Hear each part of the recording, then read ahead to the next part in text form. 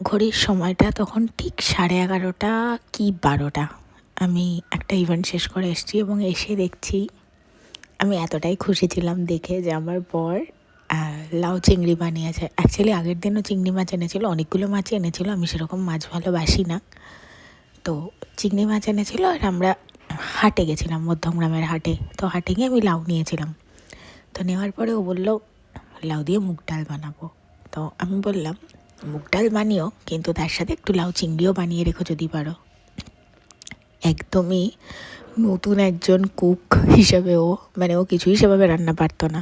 টুকটুক টুকটুক করে ইউটিউব দেখে দেখে আমি যখন এসেছি তখন লাউ ডাল ফুটছে, আর আমাকে হট করে মাইক্রোওভেন থেকে বার করে দেখালো যে এই দেখো লাউ চিংড়ি গরমে বসিয়ে দিয়েছি, এবার ভাত গরম করলে দুজনে একসাথে খাবো। আমি 11:30 রাত 12টায় জীবনে কোনো দিন ভাত খাই না, যদি না খুব ভালো কিছু থাকে তো।